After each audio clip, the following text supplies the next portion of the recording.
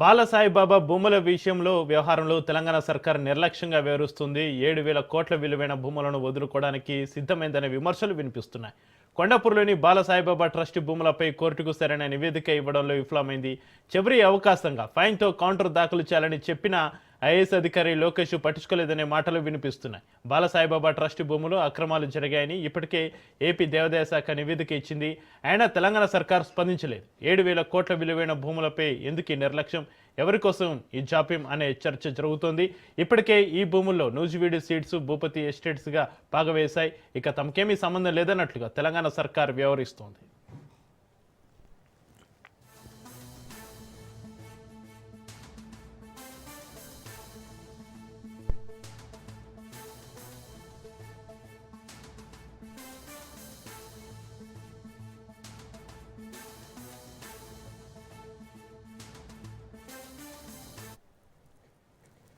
బాలసాయిబాబా భూముల వ్యవహారంలో తెలంగాణ సర్కార్ నిర్లక్ష్యంగా వ్యవహరిస్తుంది. 7,000 కోట్ల విలువైన భూములను వదులుకోవడానికి సిద్ధమైందనే విమర్శలు వినిపిస్తున్నాయి.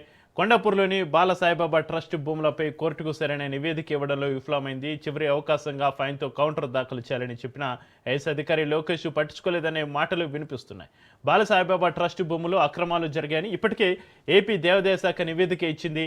అయినా తెలంగాణ సర్కార్ స్పందించలేదు. 7,000 కోట్ల విలువైన భూములపై ఎందుకు నిర్లక్ష్యం, ఎవరి కోసం ఈ జాప్యం అనే చర్చ జరుగుతోంది.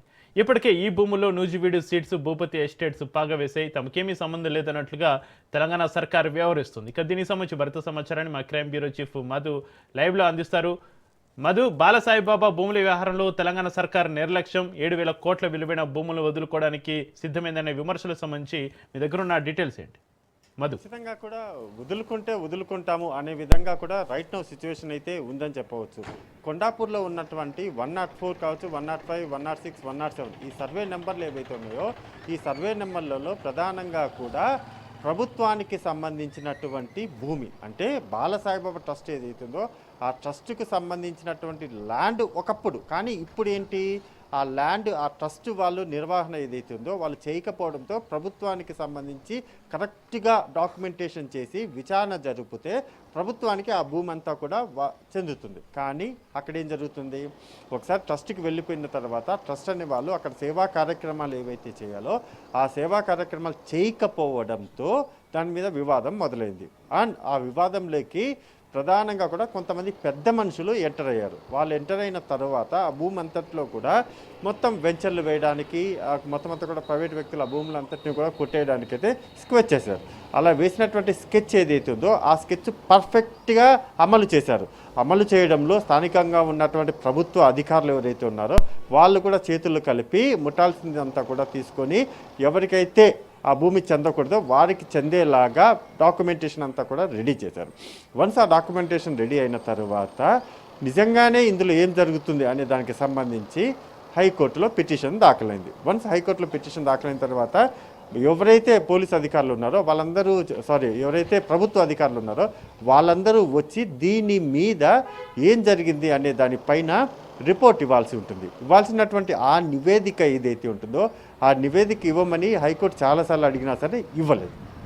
ఇవ్వకపోవడంతో హైకోర్టు ఫైన్ విధిస్తూ కూడా, జరిమానా విధిస్తూ నిన్న పూర్తి స్థాయిలో కౌంటర్ దాఖలు చేయాలంటూ కూడా ఆదేశాలు జారీ చేశారు. మరి చేశారా? చేయలేదు. ఎందుకు చేయలేదు అంటే చేశారు, చేసింది ఎలా చేశారు అనుకుంటే ఏదో చేశారు అనే విధంగా చేశారు తప్ప ఆ భూమికి కావాల్సినటువంటి, అంటే 7,000 కోట్లకు విలువైనటువంటి ఆ భూమి ఏదైతుందో ఆ భూమి ప్రభుత్వానికి చెందే విధంగా చేయాల్సినటువంటి పిటిషన్ ఏదైతే ఉంటుందో ఆ కౌంటర్ పిటిషన్ అయితే వెయ్యలేదు. సింపుల్గా వాళ్ళు కానీ వేసి ఉంటే ఈరోజు ఆ భూమి ప్రైవేట్ వ్యక్తుల పరం కాకుండా ఆగిపోయేది. అలా ఆగిపోకుండా ఉంది అంటే దాని కారణం ఏంటి, వాళ్ళు నివేదిక ఇవ్వాల్సి ఉంది.